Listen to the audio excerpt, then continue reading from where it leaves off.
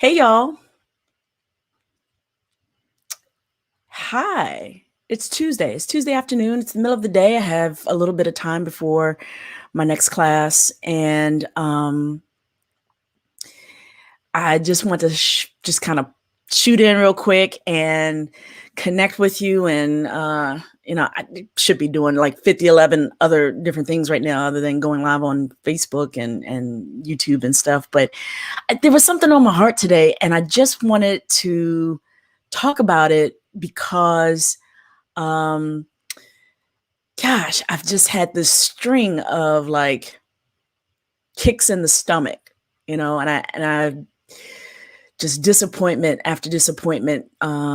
And I just felt like, you know what? Since the pandemic started in March, or the U.S. closed and life changed as we know it, since March 2020, I just felt like, the planet's on the sick and shut in list, and nothing is what you feel like it should be or what you think it is. And there's some things that go incredibly well. And then there are some other things where you're just like scratching your head going, what is happening? Oh, do you see my orange nails? Look at my orange nails with a little razzle dazzle.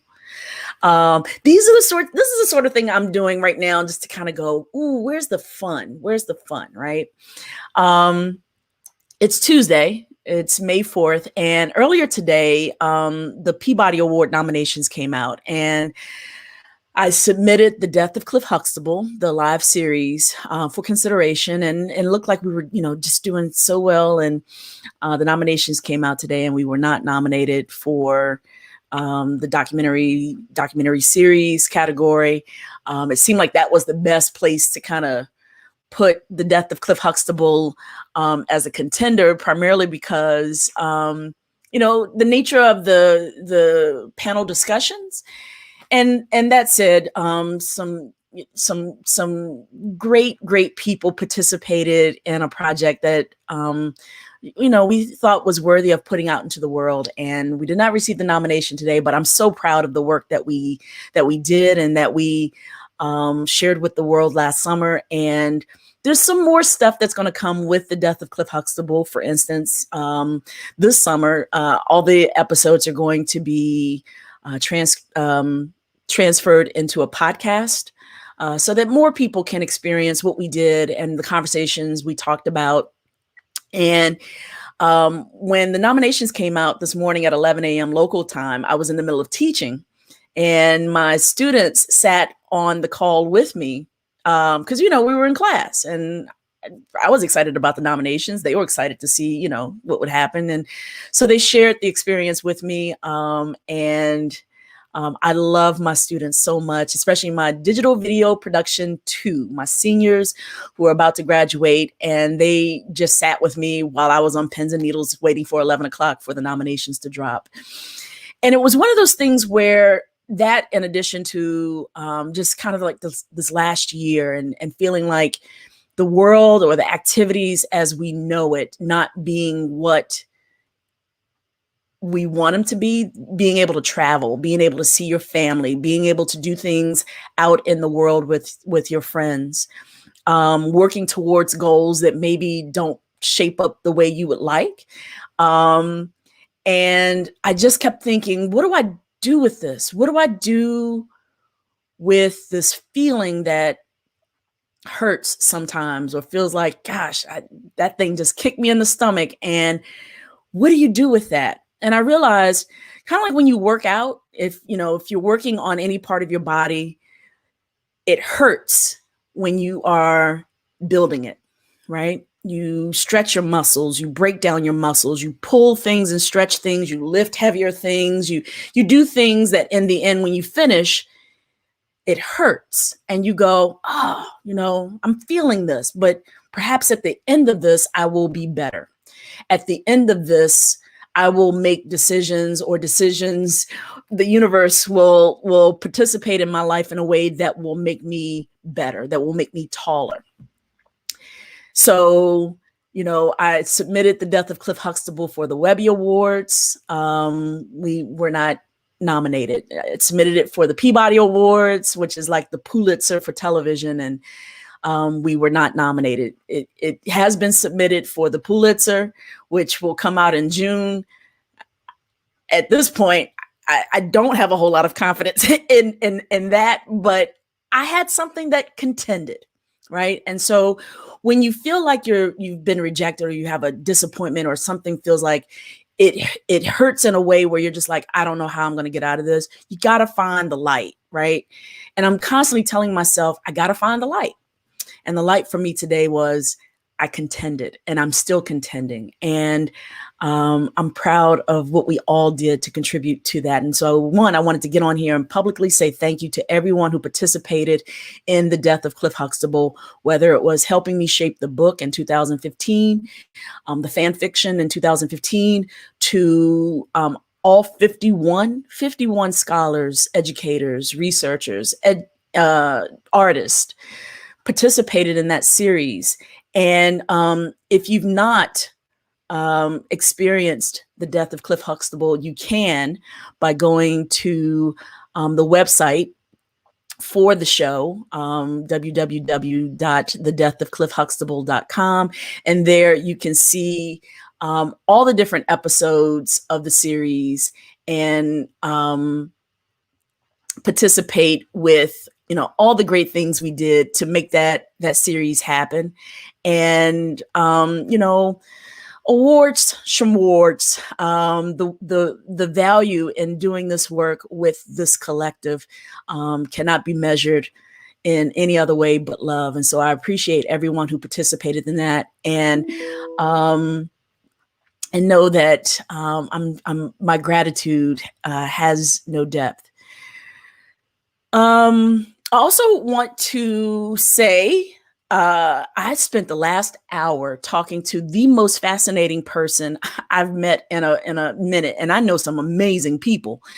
Katrina Spencer, who lives in Charlottesville. She is the librarian for African American research and African American studies at the University of Virginia in Charlottesville. She reached out to me about 2 weeks ago, about my play, Vinegar Hill, which looks at the historical community in Charlottesville that was a predominantly Black community that was raised in the 1960s as a result of urban renewal and decimated, and the whole thing, project communities, all that. And she is working with the collective to, just kind of continue to tell the stories of Black citizens in the Commonwealth of Virginia, people of color in general. But she and I had a Zoom meeting today at 1:00, and I looked up, and it seemed like seconds had gone by, and it was 2:00. And we spent the most dynamic hour talking about Virginia, about Charlottesville, about history, about writing, about passion, what's for you, what's not for you, about rejection, about disappointment. And I feel like I have she's my new best friend, like just one of many dynamic people who I just want to keep and hold so close to me, because she's just fascinating. And if you get an opportunity to visit her website, this is it. And get to know a really dynamic librarian. If you think to yourself, oh, well, librarian at the school that I go to, or at the local public library, go meet them, go talk to them. They're the keepers of information, right? And I just, this is her website. I just learned so much about the work that is of interest to Katrina, and what she offers, and how I plan on calling upon her in terms of the resources that she can provide, me as a researcher getting ready for my dissertation coming up soon. So please visit her website. Again, it's here on the screen. Get to know her. Of course, the work that she's doing at UVA is just valuable beyond measure. And I just wanted to shout her out. I also want to shout out the Jeff School, the Jefferson School African American Heritage Center in Charlottesville. They sent me this awesome shirt for the Charlottesville Players Guild, which is the theater company that's housed at the Jefferson School, the African American Heritage Center there in Charlottesville. There's some photos on it of vintage Charlottesville, Virginia, Black people. And on the back are all the shows that the Jeff School is showcasing this year. Original stories, Amplified, the 2021 Amplified season, original stories from a Black perspective. And my play, Vinegar Hill, opened up the season, as you can see there, Vinegar Hill. And the second play was a play called 37, written by Leslie Scott Jones. And she's also, producer, artistic director of the Charlottesville Players Guild, which is a historic organization in Charlottesville. And Leslie has done a phenomenal job. And so, I'm going to wear this T-shirt with pride and just amplify the voices of Black people in my hometown, and just celebrate that. And these are the moments where I go, gosh, I recently was pledging a historic Black sorority, a grad chapter for a Black sorority. And I did not make the line this time around. I'm not going to give up. I'm going to try again because I believe in the D9, and in particular, this organization that I'm a huge fan of and supporter of. And that rejection last week was like, daggone it. Like, what's going on in the universe? Well, what's going on in the universe is, that's what you do. You endure rejection, you celebrate the wins, but you ride the wave of the losses. And I don't know who needs it. I don't know who has also kind of felt that pang of rejection. But I know that for me, I know that I can get into a spin. Like I can curl up in bed and just be like, God, dog it. How do I get out of this? And what about me wasn't enough? And why didn't I get a nomination today? And why didn't I make the line? And how come I didn't get that job? And, what is it that I need to do better? And some days it just wasn't your door. Some days it's just not your window. Some days it's just your turn to be humbled by the universe, not by people. I ain't worried about people. Some days it's your turn to be humbled by the fact that you still have some work to do yourself and some growing you have to do yourself. So here's the thing that I'm walking away from all of this, whether it's the sorority that said, stay with it, not yet, it ain't your time. The people who mentor me with that organization who came back right away and was like, girl, don't worry about it. You just have to keep working. It's just not today. To today, when my students sat with me and saw the excitement, then also saw the disappointment wash over my face when I didn't receive a Peabody Award nomination. The first thing you have to do is feel it. You gotta feel it. If it hurts you, you gotta feel it.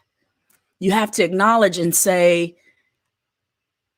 this hurts. Last week, it rained a lot here in Houston, and my building at Prairie View flooded.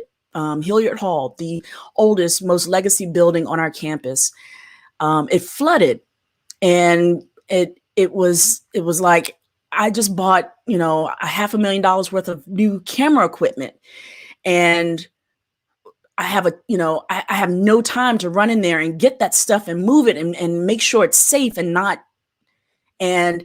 that plus the various other disappointments, I did the ugly cry in front of my wife who came to help move stuff and some of the colleagues who were there to help bail water and move equipment. And I